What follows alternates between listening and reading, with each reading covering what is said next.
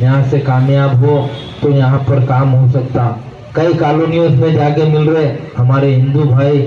आज एक रेड्डी भाई बोल रहे थे कि रहमत साहब परमा रेड्डी हिल्स कॉलोनी है, इसमें तकरीबन हमारे 800 वोट है।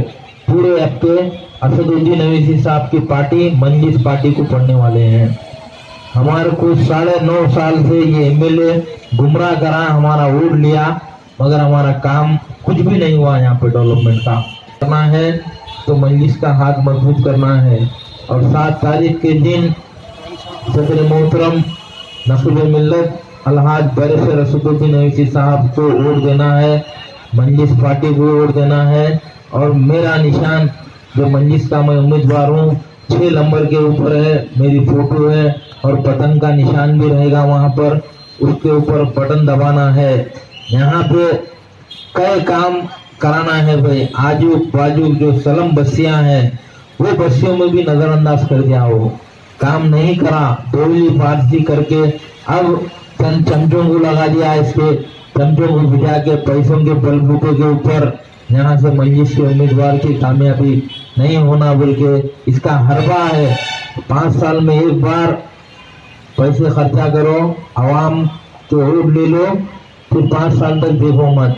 मैं इसको हर एक बात भी बोलना चाहता हूँ कि जब 2014 में टीडीपी का उम्मीदवार था, टीडीपी के बैनर पे तू जीता, टीडीपी और बीजेपी के बैनर पे जीत के 2014 में 2016 में 100 करोड़ रुपए लेके तू जीत गया, जीत के पार्टी जम कर लिया, 77,000 वोट लिया तू, लेके वो लोगों को भी धोखा दिया, पार्टी को भी धोखा दिया और तू धोखेबाज है। अभी भी तेरा कोई ठिकाना नहीं है। ये देखते हुआ सदर मोहतरम हमेशा अपने खिताब में बोल रहे हैं कि कार चलना है, आउटर रिंग रोड के बाहर चलना है। अगर कार को तेलंगाना में कामयाब होना है तो राजेंद्र नगर मंजिस को छोड़ देना है। इसको मालूम ही नहीं है कि ये फैसला क्या है क्या नहीं। इसके जो बड़े लोग हैं, बड़े लोग खुद राजेंद्र नगर सीट छोड़ दिए और उसको लाके बलि का बकरा बना दिया यहाँ पे।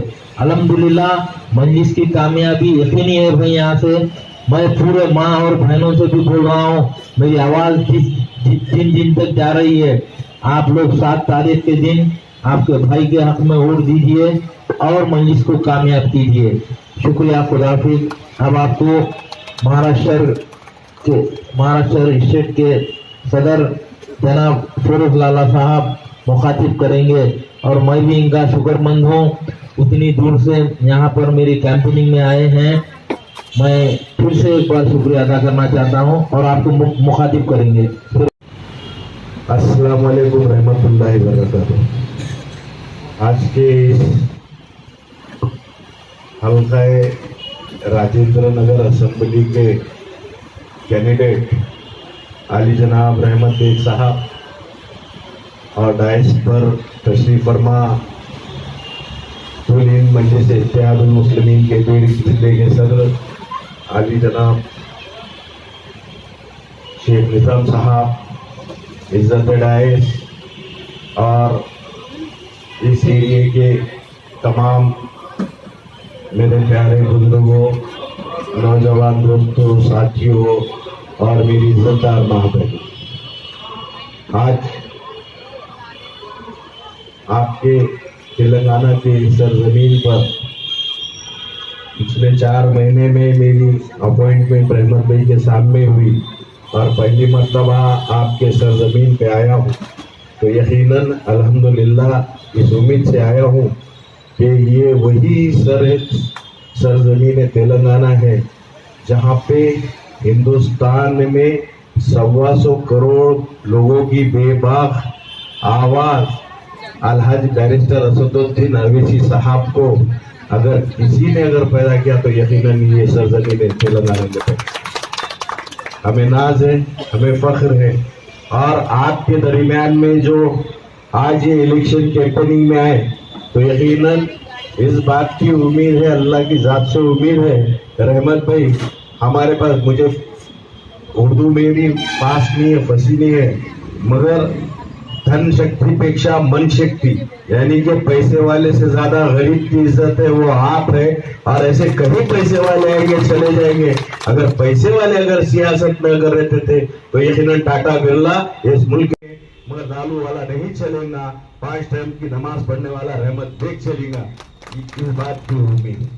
रही बात हिंदुस्तान के अंदर जिस तरह से आज के माहौल है, तो यकीनन महाराष्ट्र की सरजमीन के ऊपर एक ही सेक्युलर नेता और लीडर अगर कोई है, कॉर्पोरेटर हमारे पास रियासत महाराष्ट्र के अंदर है, यानी कि तेलंगाना से ज्यादा कॉर्पोरेट अगर हमारे पास चुन के आए तो रियासत महाराष्ट्र में। मैं बताने आपको ये आया हूं कि हमारे ख्याल सेक्युलर है, यहाँ पर 120 कॉर्पोरेटरों के अंदर 40% कॉर्पोरेटर हिंदू समाज के हैं, गौली समाज के हैं, राजपूत समाज के हैं, दलित समाज के हैं, सिख समाज के। यकीनन सेक्युलर की बुनियाद पे अलहाज बैरिस्टर असदुद्दीन अवैसी साहब पूरे मुल्क के हिंदुस्तान में आज अपने मजलिस का पैगाम दे रहे हैं।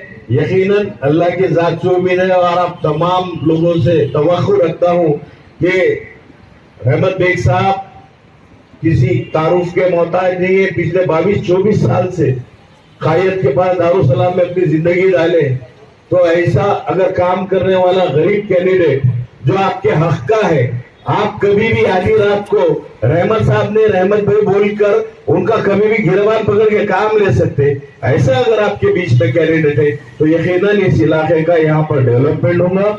और रही बात कि सुन रहा हूं कि कुछ दिनों के अंदर इस हमारे बीजेपी के जो कैंडिडेट है आज वो जात और कास्ट के ऊपर इलेक्शन लड़ रहे, मगर इस मुल्क के अंदर ये मुल्क किसी एक मजहब एक जाति का नहीं, ये 18 फकर जाति धर्मों का मुल्क है। 3600 भाषाएं हमारे मुल्क में बोली जाती है।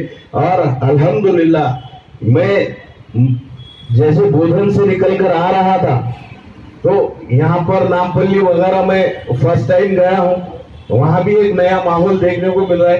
तमाम समाज के लोग आज मजलिस इत्तेहादुल मुस्लिमीन के साथ है और अलहाज बैरिस्टर असदुद्दीन अवैसी साहब का हाथ मजबूत करने के लिए, उनकी जमात को जिताने के लिए आज रास्ते पे पहली बार देखने मिले। तो इसलिए आप तमाम लोगों से यहाँ पर अतन गुजारिश करता हूँ, आने वाले 7 दिसंबर को जो मजलिस का सिंबल है बटन, उसी के बटन को दबाकर अक्सरियत से रहमत भाई को दुआ दीजिए। इतना ही कह के आप तमाम लोगों से रजा लेता हूँ। अल्लाह।